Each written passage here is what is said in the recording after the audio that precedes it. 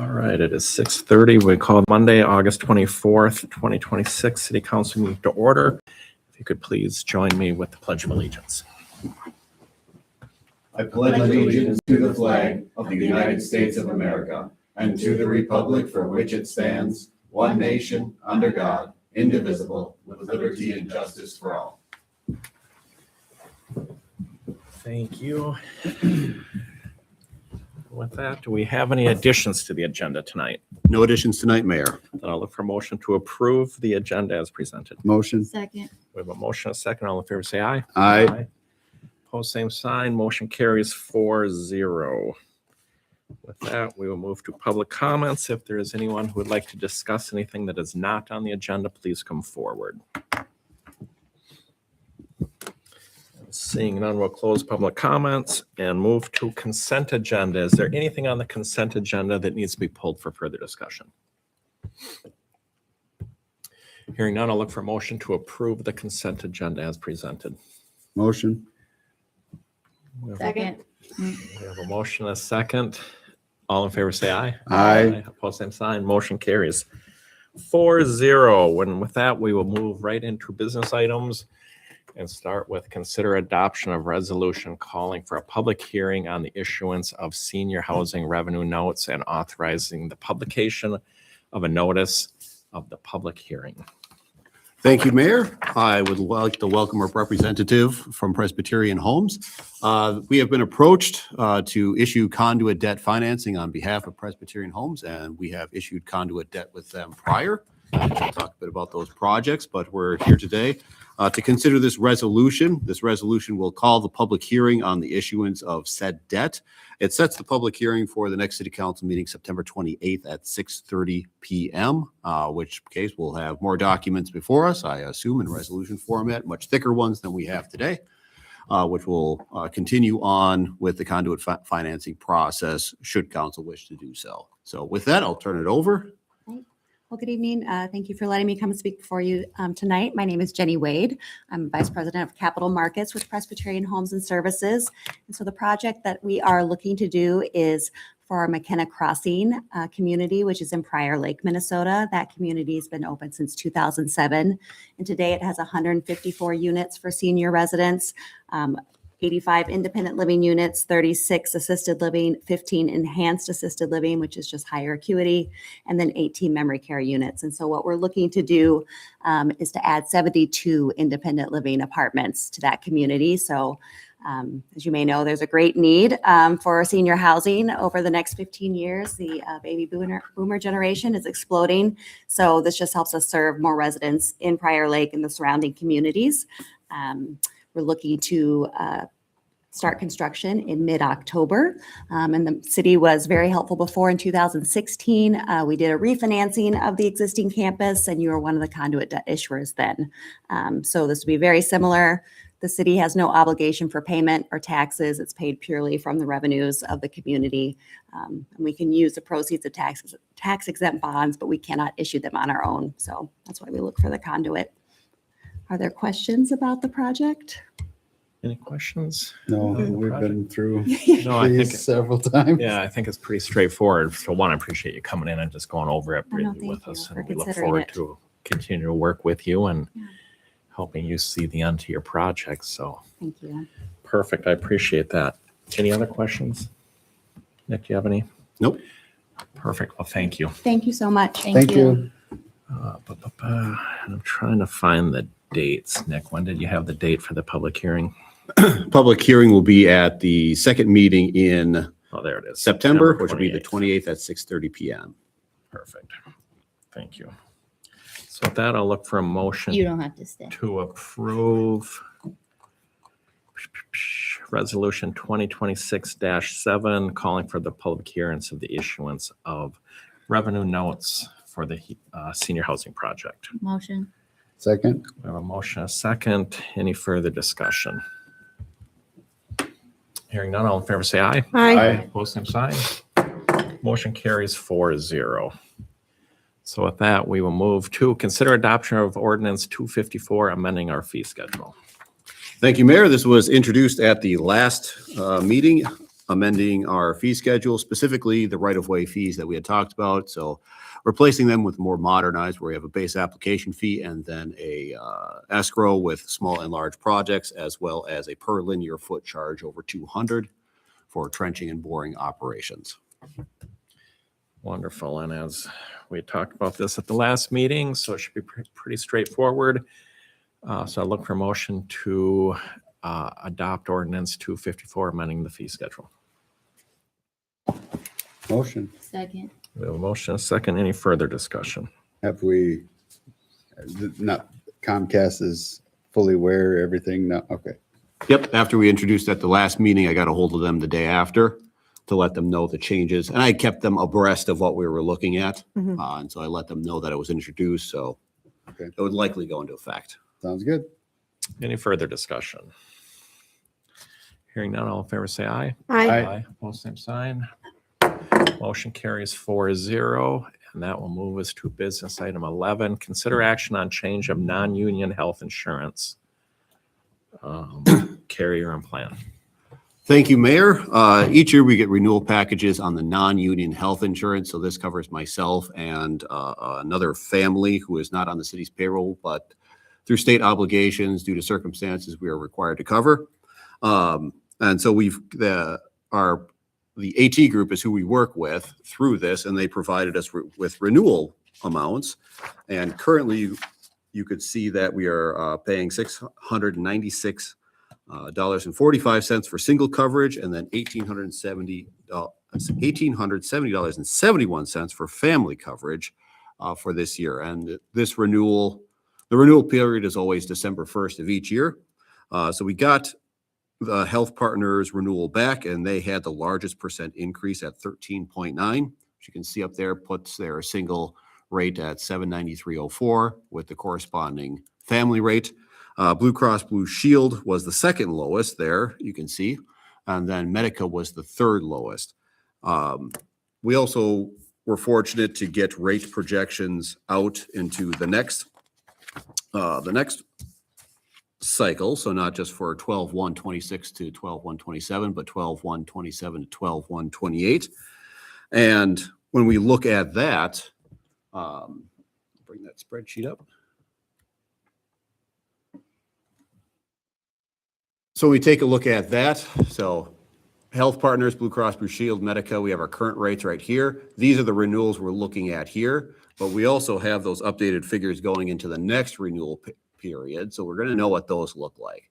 So bringing it to council, one, what switch do we want to make when we look at these? Because what you have here is in the next current renewal period, Medica is the lowest, but when we look at the next renewal period, Blue Cross Blue Shield is the lowest.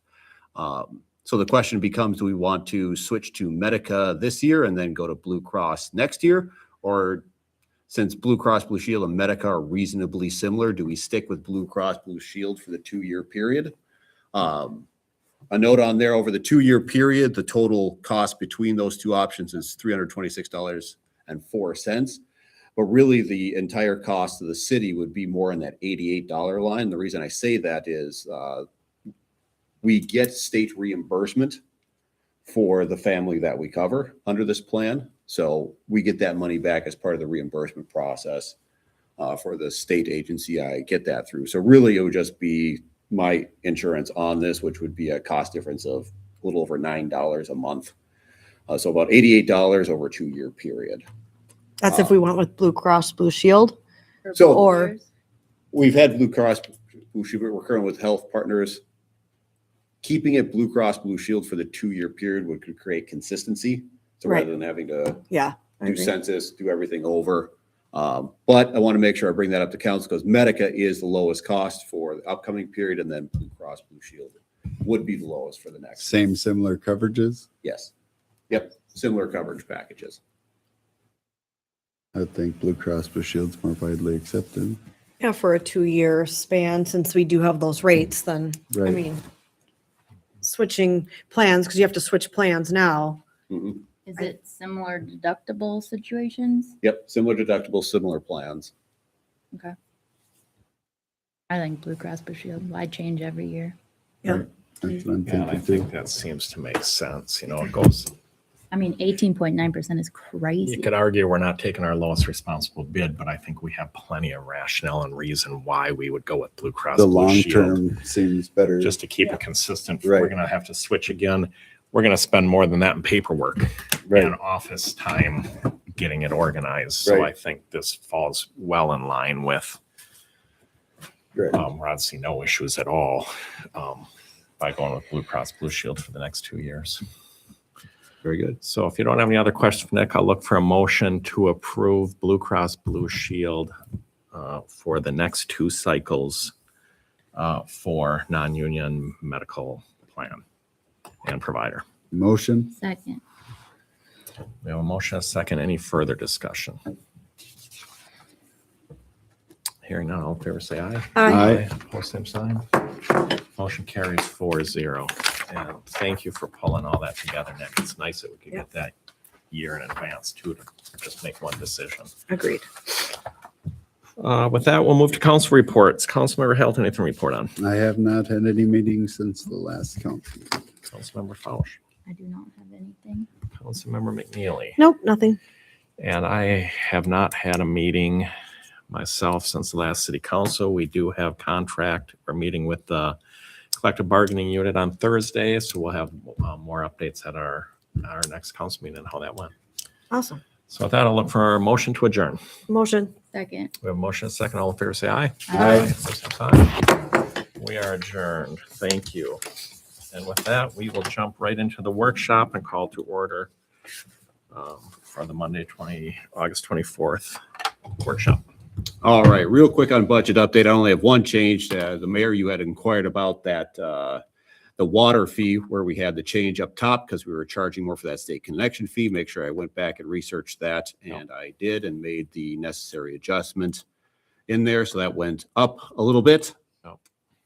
But overall, so we're still looking at about 91,000 revenues over expenditures on that. Otherwise, there weren't any changes to the budget. Hoping to get over the next month here when we approach our final levy setting in September, get some more information. I should have work comp stuff back next week. And then property casualty won't be until October, but I should have at least an indication on where some of that stuff's heading with the league and then other insurances. So that's it on the budget for now. And then going right into CIP. Capital improvements planned for 2027 in the CIP are pretty straightforward, starting with fire equipment. In 2027, we're looking at replacing turnout gear, 30 sets of those. I have applied for an Assistance to Firefighters grant, and that's a federal grant. And that one actually covers turnout gear, helmets, the 2000 engine, extrication tools, and the SCBA equipment. I've applied, well, one was for the peripherals, I'll call them, one was for the engine itself. So I should hear back on that in September. At some point, they're going to release awards on that. So looking forward to that. If we are successful in that grant, I believe that grant paid for 95% of the costs involved. So that would be excellent to get. But applying for it now, because when we're looking at making these purchases in 29, if we don't get it this year, I can apply in 27 and 28 and keep refining it, going after it, hopefully being successful when we get to the point where we really need to bite the big costs on that one. So I have a question. Yeah. So let's say we get the grant this year. Mhm. Now, I know we have earmarked money for these things every year, knowing that we have them coming up. What happens with that earmarked money if it's replaced by grant money? Like, where does it just go to the general fund for the fire department? Like, I'm just curious of like, we don't know we're getting these, but we have like the turnout gear. It's 10 years.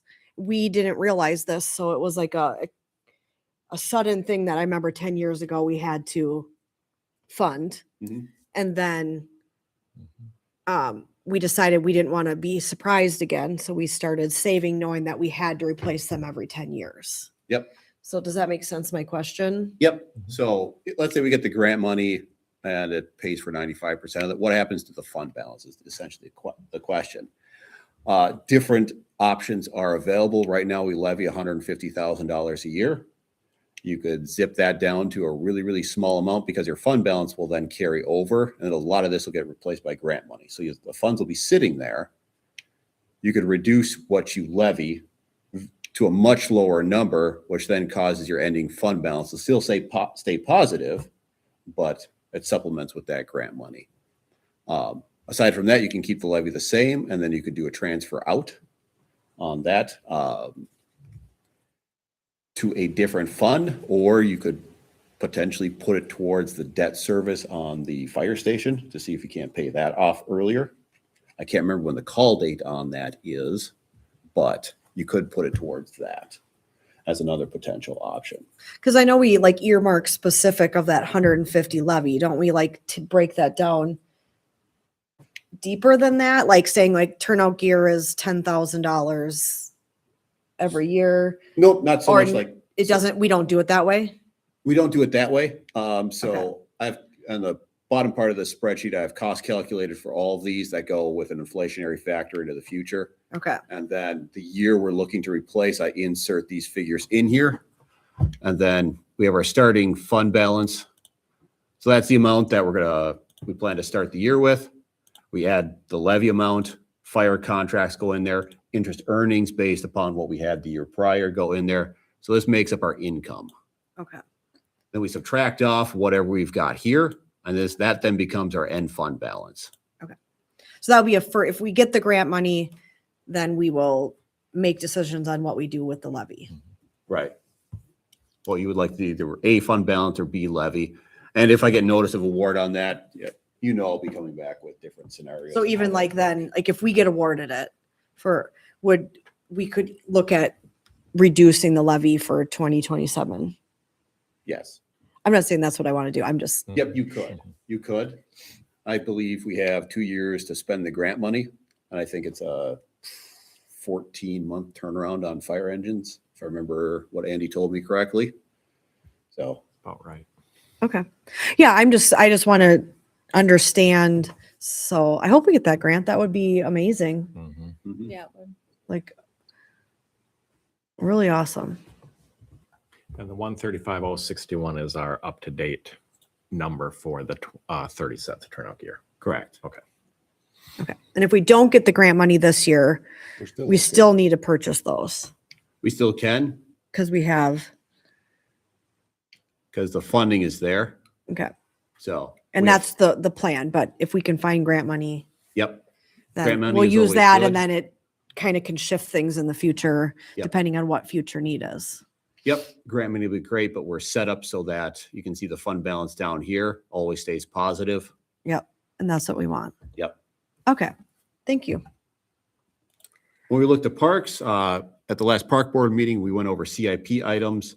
A couple of years ago, they had gone over their ranking, so they had a number of items that were sitting in the number 4. It was a ranking of 1 to 5, 5 being the highest priority. After a lengthy discussion, the park board would like to elect to go with reconstructing the trail at Discovery Park. Probably should have brought this up.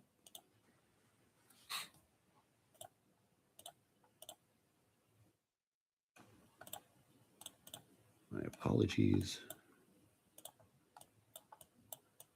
Well, you're pretty quick at, No kidding. Bring that up. You go away.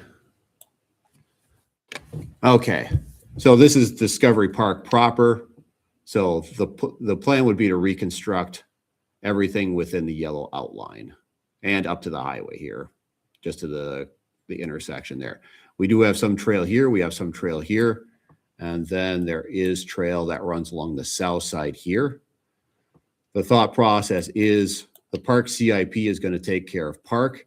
And then when we had talked briefly about the 2030 street project, Fieldstone is due for a mill and overlay in that 2030 timeframe. So at the time we do a mill and overlay, then we'll hit these trail segments as well as part of that project. And we'll have paving crews in there already.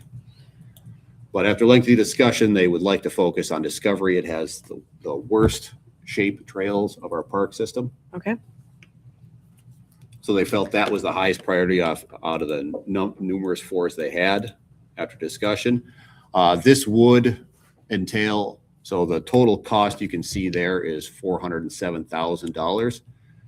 The DNR has the Local Trails Grant Program that would pay for a good share of it, up to $250,000, which would leave a balance of $157,000 that the park board, the park CIP would need to come up with.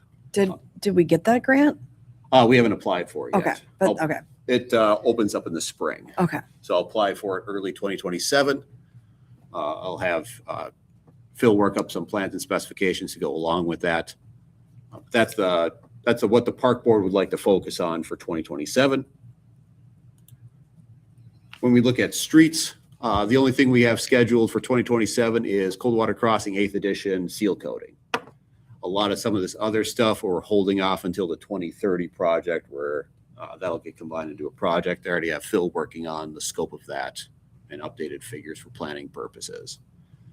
Then we look at the 435 fund. The only one we have in here is the park the park tool cat replacement. Is the only thing we've got coming up in 2027 out of that fund. So overall, fairly low key year Mhm. as far as CIP investments go. The big one being the Discovery Park project that they're eyeing up. Any questions I can field on CIP? Nope. I think it looks good. All right. Well, that concludes what I have for budget tonight. Hopefully a few more tweaks next go around, and then we'll be looking at preliminary of the preliminary levy, the resolution. There we go. That's the word I'm looking for. Look at that and go from there. Perfect. Thank you. Perfect, thank you. With that, then we will adjourn the workshop. Thank you.